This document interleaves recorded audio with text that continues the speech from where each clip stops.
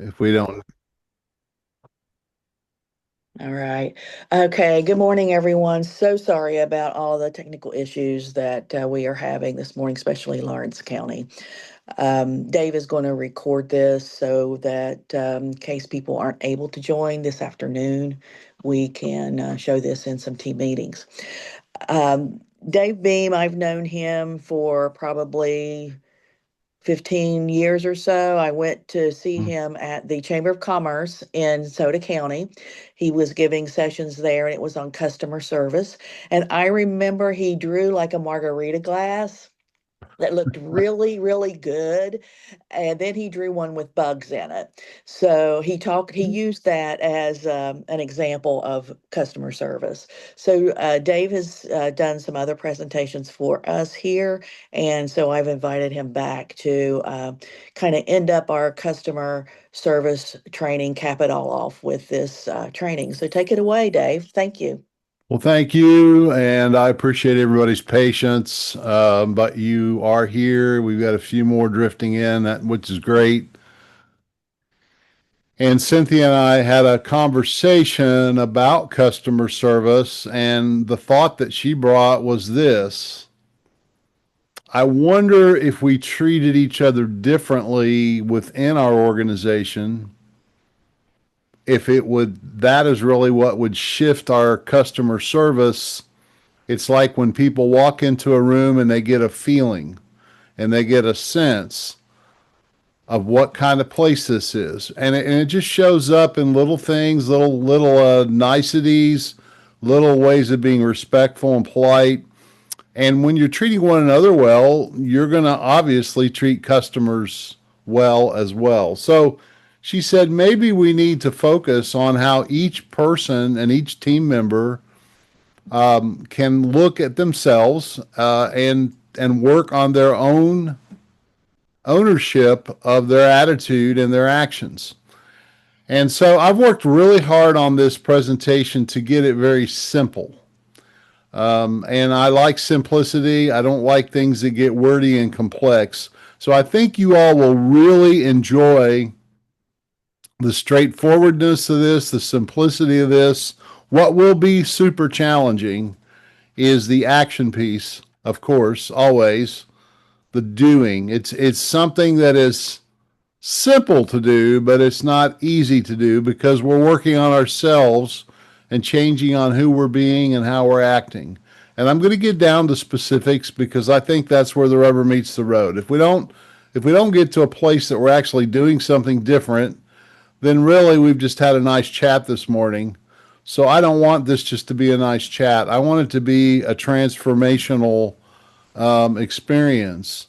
And I'm going to make a really maybe audacious statement here, but I truly believe that over the next hour or so, this can create and spark significant change based on commitments to act with just three values and associated actions.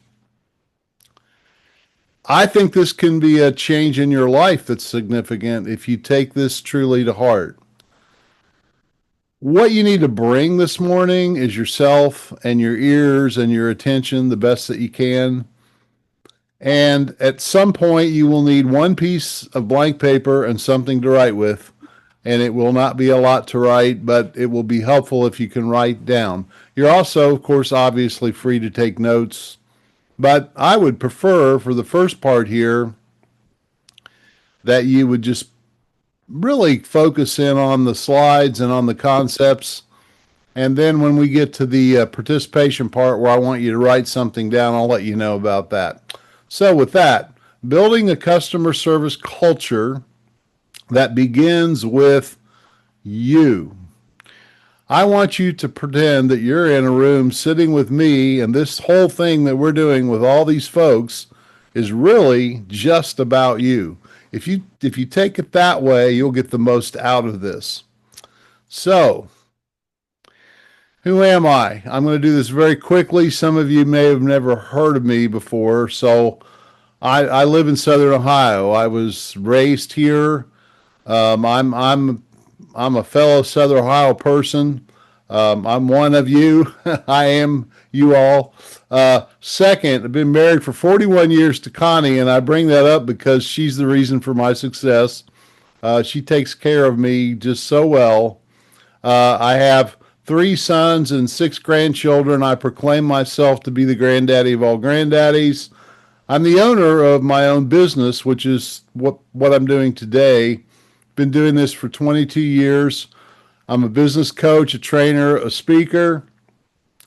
Also, in another part of my life, I do biblical counseling. So that's where I help people with marriage issues and personal issues from a biblical perspective. Um, and I enjoy playing a keyboard, music keyboard. And here's the one that matters to you all today. I have a passion to help you. I have a passion to help organizations, and I know that your organization has a heart and a passion to help people in the area. So um, let me get started here. A fundamental principle that we need to look at. It's one that for those of you that have been around me or been in some of my sessions, you probably heard this one, but it's very simple, but it's profound in my view. This just don't get thrown off by the simplicity. Be times do equals have. Now, the way I look at that principle is we go through life, we go through our job, we go through our family, we live life, we want to have something. What we want to have here is we want to have a customer centric, a customer focused culture. And the question that phrase arises is, well, who do we need to be and what do we need to do to have that happen? Now, I don't want you to think in the we word this morning. What I want you to think of this morning in is, who do I need to be and what do I need to do as a member of this team to be a contributor, to be able to contribute to extraordinary customer service culture. So thinking about those questions, I'm going to go really slow this morning because I want you to let this absorb. Who do I need to be? That's attitude, that's thoughts. What do I need to do? That's the words that I use, the actions I take to create this beautiful customer service culture in our team. If you walk away with some practical things to change, an attitude and an action, we have succeeded today. In other words, the purpose of this session is here. So if you're saying, well, why are we here this morning? Why have we been asked to be a part of this? Well, my purpose to you, how I want to serve you this morning, is I want to challenge you as a member of the Shawnee Family Health Center team to commit to a personal being and practice that will create a culture of astonishing customer service. I'm asking you to step up today and to change who you're being and what you're doing. Well, Dave, I think I'm being and doing pretty good. I'm not questioning that at all. I'm sure that you are. But for us to step it up to the next level where we want to astonish customers with who we're being and what we're doing, it's going to take this next push and this next effort. So here's the big question for you folks. Who do you choose to be? How do you choose to change? This is not about your neighbor or your workmate or your friends or even your husband or your wife or your family or your grandchildren or your kids. This is about you. Who do you choose to be? I'm a big believer that you can choose your being. So think about that as we move to the next most important slide. Who do you choose to be? We want a culture of astonishing customer service. And in this presentation, I'm proposing to you that there are three pillars that we're going to build together as a team and within ourselves that will support that, that will create that, that will exude that, that will cause that to come forth. And it's going to become very simple here for you. The first pillar is, do you choose to be a person of integrity?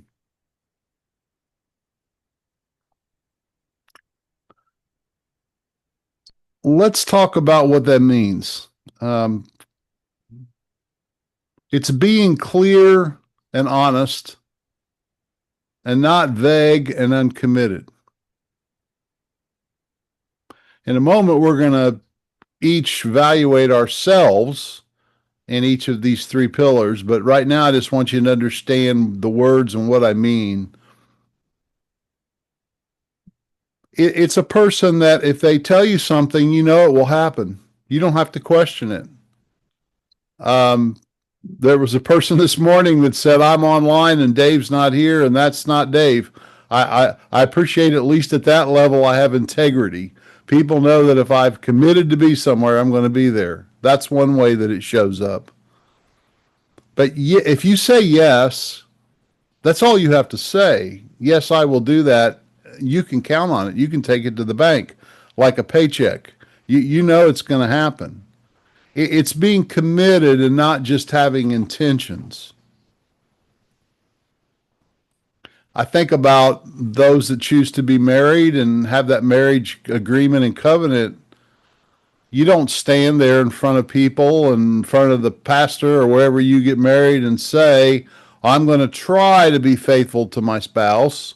I'm going to give it my best effort. I'm going to do the best I can. That's not a commitment. That's an intention. Intentions are not bad. They're just not sufficient for what we're talking about. A person of integrity has a place in their life where they're committed. And that committed place, what's inside of them is outside of them. They're whole. They walk the talk. What's inside is outside. That's integrity. And how it shows up in this context is really the way you communicate clearly, directly, honestly, not vague and uncommitted and so murky that you can't even tell what's being committed to. I'm asking you, I'm encouraging you, I'm challenging you to take a look at your communication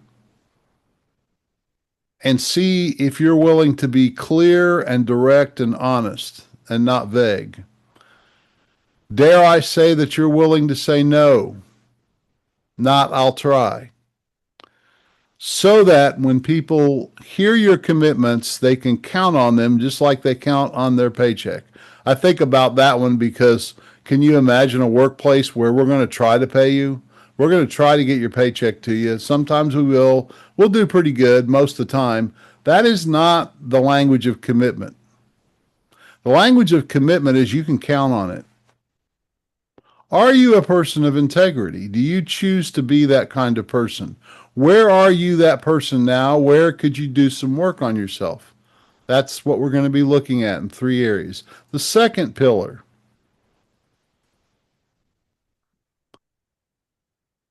are you a person who owns the challenges that come their way?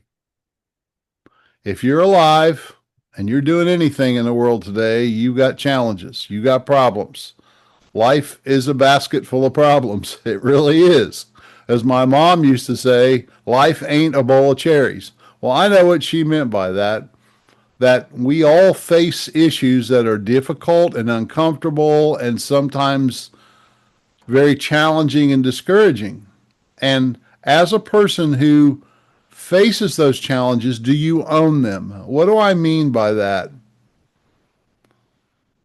When you face a challenge, you don't continue to whine and complain about it and become the victim. You choose to solve the problem or give thought to it. It's responding to challenges, solving problems, and doing something about it. I'm going to ask you a question here. Who do you trust? The person who helps to solve problems and typically steps up, or the person who whines and complains and they seem to use the they word a lot? Well, they said this and they do that. How about you? When you're faced with a challenge, do you get creative and curious and think about how to solve it? Or do you tend to get negative and whiny and complaining? I've have to work on this one. Here's a good practical way to determine if you're owning your challenges.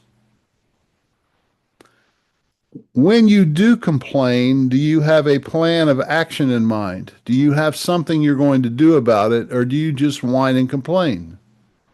In other words, whining and complaining about problems with no intention of changing kills the culture, and it certainly kills customer service. And it certainly makes it a very unpleasant place to be around a lot of Eeyores who whine and complain. And I am not attacking you. If that's your challenge, this is your opportunity to step up and do something about it. I don't want to whine and complain about whining complainers, or I become a whiner and a complainer. I'm saying, well, what can we do about it, Dave? I think it starts with awareness. I think it starts with honesty and integrity, that we admit, yeah, sometimes I do that. And in fact, quacked, I do it quite often, depending on what's going on. I need to start thinking in terms of solutions, not just problems. So one more pillar. We're just chunking them out there. Pillar number 3. Who do you choose to be? Do you choose to be a person who respects other people? This is probably the one that precipitated the thought of having this. So this is going to be a big focus today. What do we mean? What does Dave mean? What does Coach Dave mean by respecting others?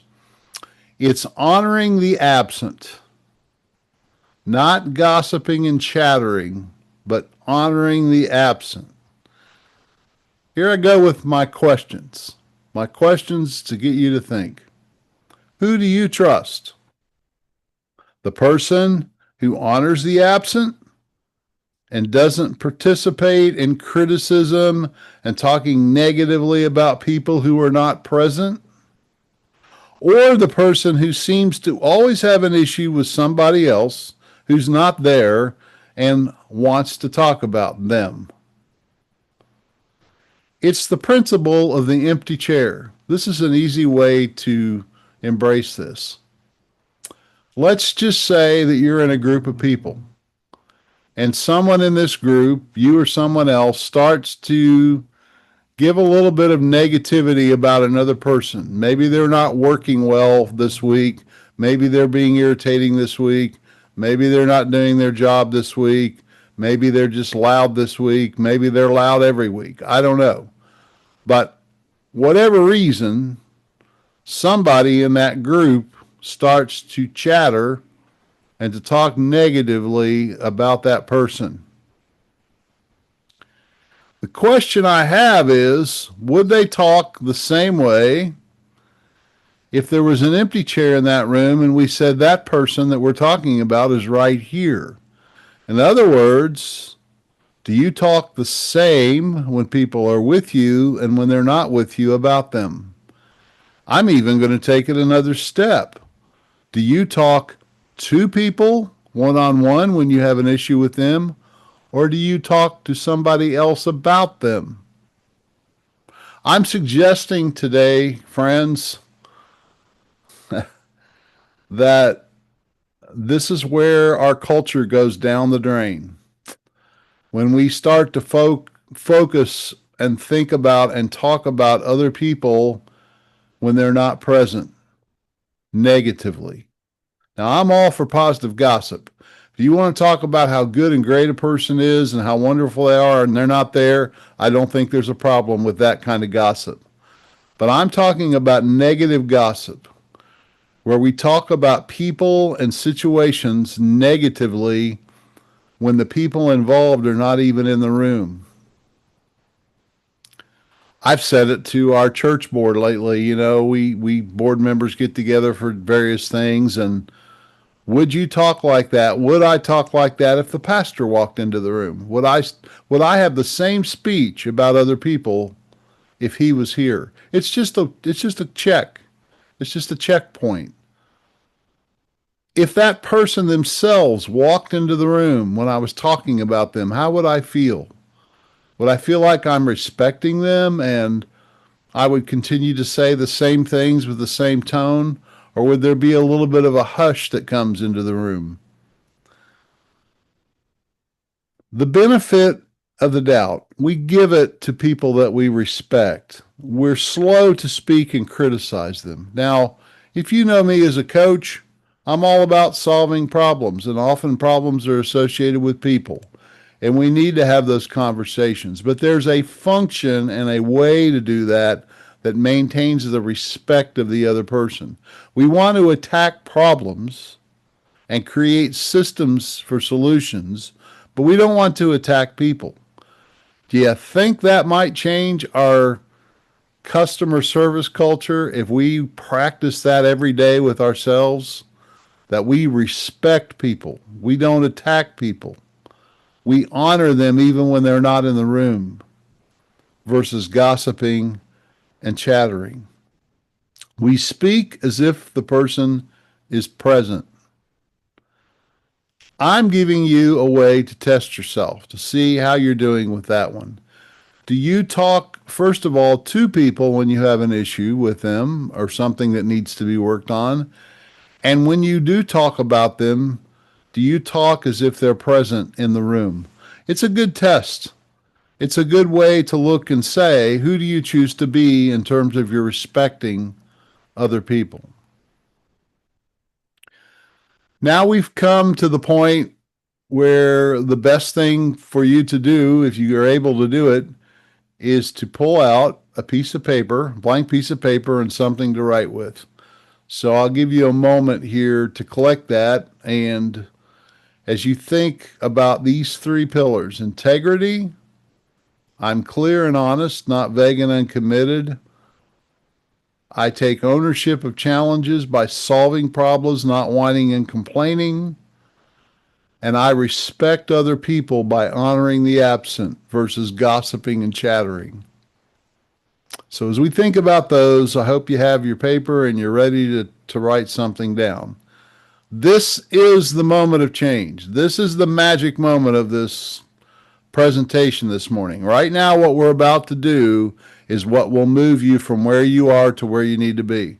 So I really want you to kind of sit up and take note. The first question is a hard question. Not because it's complicated or difficult to understand, it's just because we're coming out in the light and looking in the mirror and we're not holding anything back. I'm asking you to get very real with yourself and ask these questions. I want you to write, I'll tell you what to do here, but on a scale of 1 to 5, you're going to rate yourself in these three pillars. 5, you give yourself a number 5, it's almost always. I'm almost always that person. And a 1 means you're almost never that person. I want you to be honest. Nobody else is going to be looking at this. You're going to rate yourself. And here's the first one. This is the statement. I have been a person of integrity. In other words, I am clear and honest in my words, not vague and uncommitted. Now, if you are that almost always, almost all the time, give yourself a 5. If you're hardly ever like that, you're always just vague and uncommitted and people pleasing and not speaking clearly and directly and honestly, give yourself a 1. Or a 2, 3, or 4 if you're somewhere in the middle. I'll give you a moment to consider that. And with all we've said, just bring it down to this simplicity. I have been a person of integrity. In other words, I am clear and honest in my words, not vague and uncommitted. When I speak, can you count on it? Is my yes, yes, and my no, no? That's what we're talking about. And just give yourself, just take one of those numbers, just write the word integrity down and 1, 2, 3, 4, 5, and pick one of those numbers, how you would rate yourself.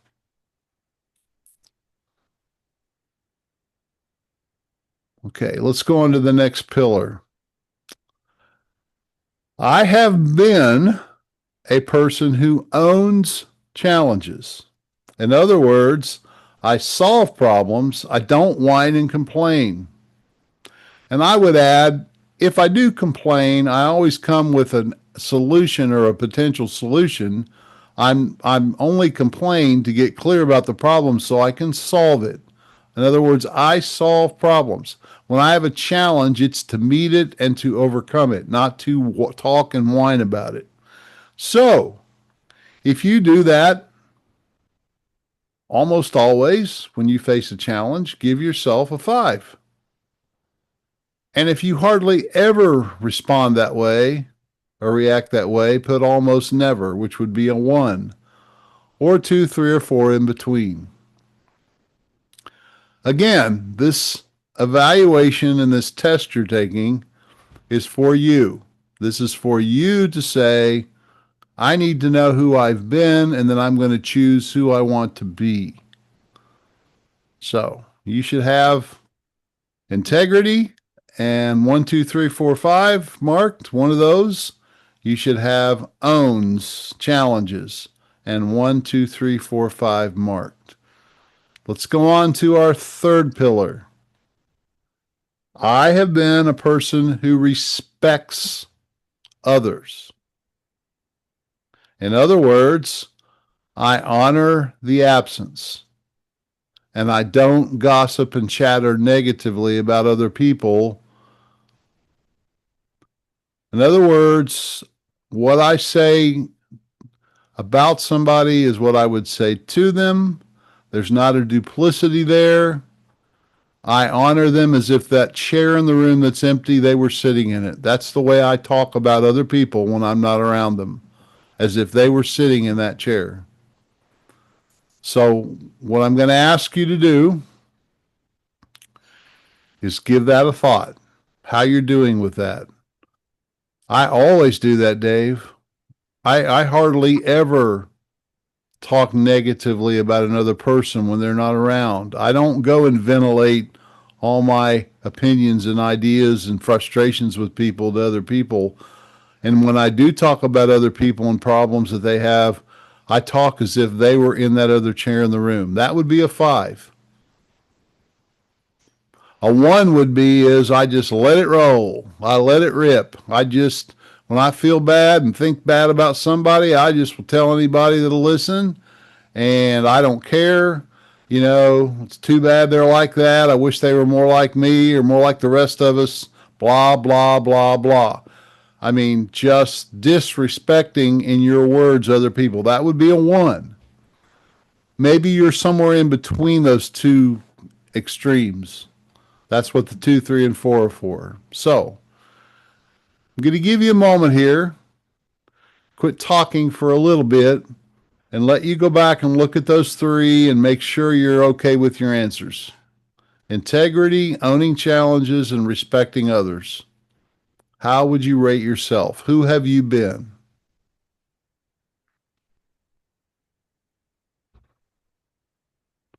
Okay, we're going to make a little transition here now to action. It's good to measure things and see where we are, But if we don't do something about it, that's really not too useful at all. In fact, it's a little bit deceiving. Oh, we know intricately what the issues are about ourselves, but we don't do anything about them. That is not ownership. That's a victim mentality. So we're going to step up to the plate and do something. And here's how we're going to go at that. It's back to our question. Who do you choose to be? This is who you've been in these three pillars. You've rated yourself. Now, starting immediately, that means right now. I'm talking about in the moment, right here at this moment. You are going to immediately change something. And you're going to choose to stop doing something. You've been sitting here thinking and watching the game film of who you've been.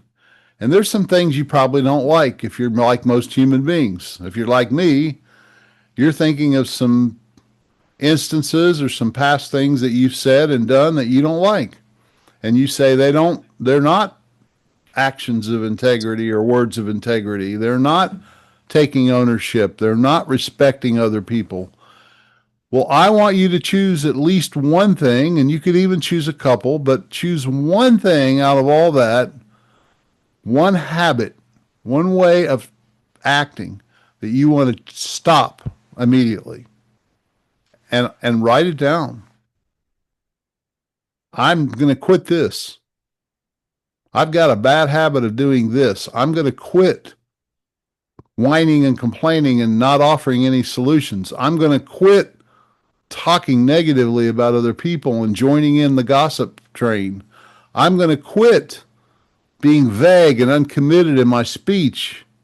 And I'm going to start being clear and honest. I'm going to start to be a problem solver, and I'm going to start honoring the absent. In other words, treating other people the way I'd want to be treated in my absence. Pick one, pick two, pick three. I wouldn't go too much more than that. I think less is more, and one change here is better than none. And picking 9 things and changing nothing is not helpful. In fact, it's just discouraging.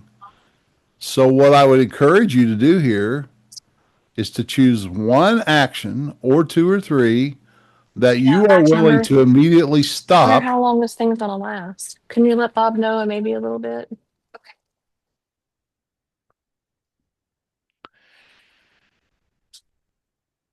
And I want you to choose to start something new, because it's not about just stopping, it's about replacing.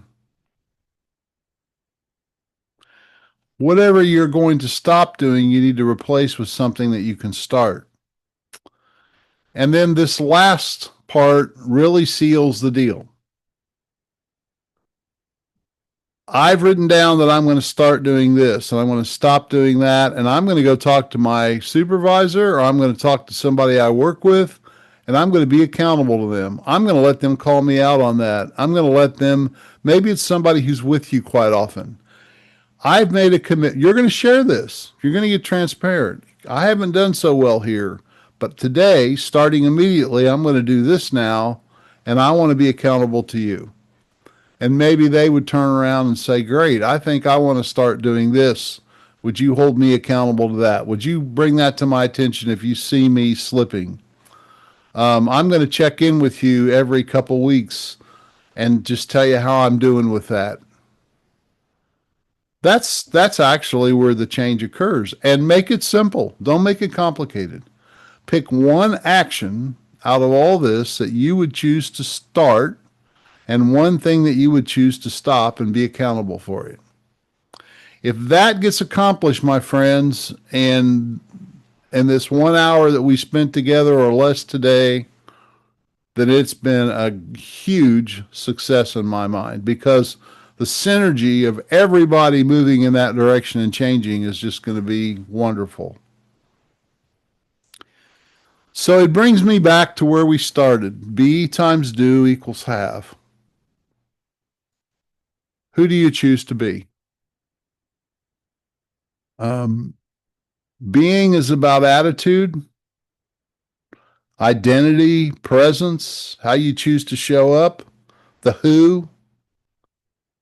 The doing is the words, the actions, and the things that you actually do and say. And the outcome is the have, the fruit. Think different, do different, have a different result. Well, now, Cynthia, I'll bring you back into this. Maybe you have some comments or questions. See if I can find you on here and unmute you. Yeah, there. And that's really what I have today. It really I went a little bit less than an hour. I don't think anybody will complain about that.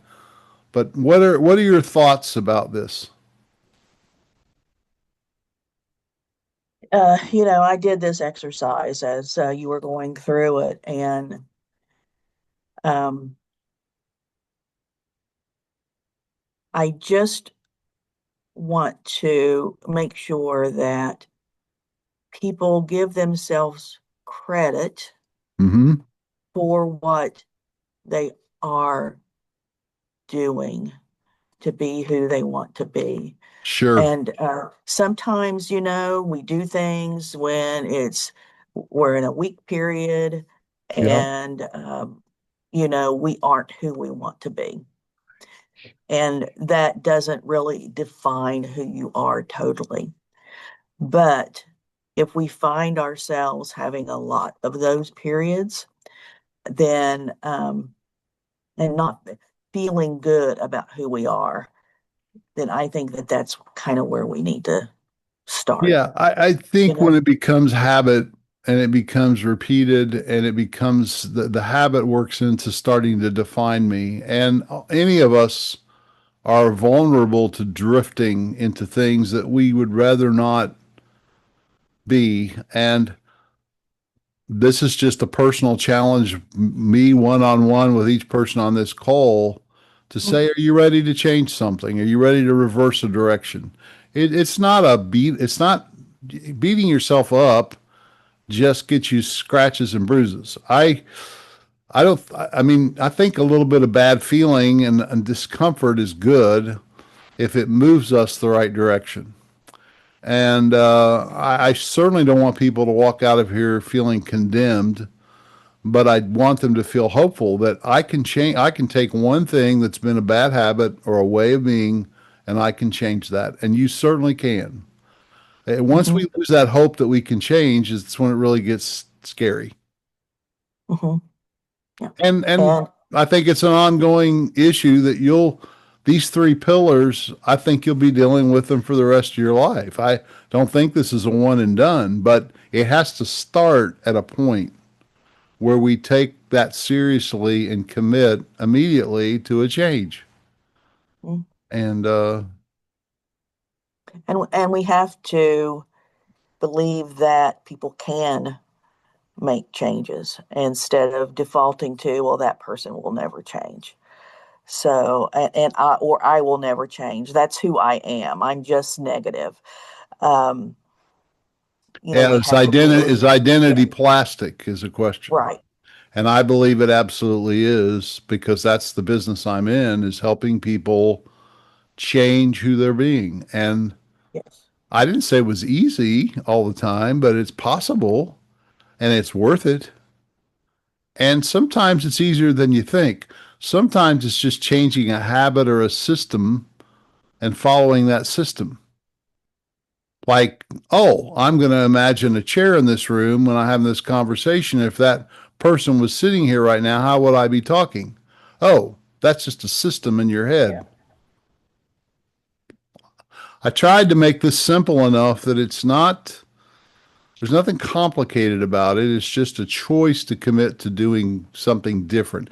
And if everybody on this team would do something different and move that direction, think about the culture change. It's just hmm phenomenal. I mean,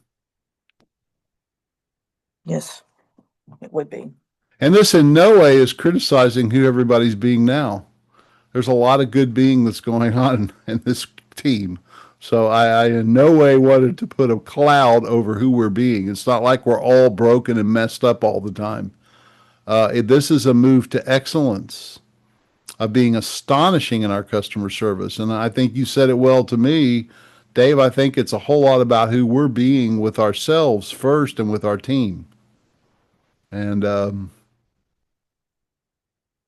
Yeah. well, I'll be interested to hear what kind of feedback you get from these sessions. Even Okay. with our little bit of a late start, we finished ahead of time, and this is recorded, and I'm sure we can distribute that to everybody if they'd be interested in it. Okay. And then we'll have our afternoon session and see how that goes. Thank So, you very much, Dave. Appreciate your time and your wisdom. well, thank you, and I hope everybody really appreciates the early finishing. So, All right. Have a good day. bye bye. Bye.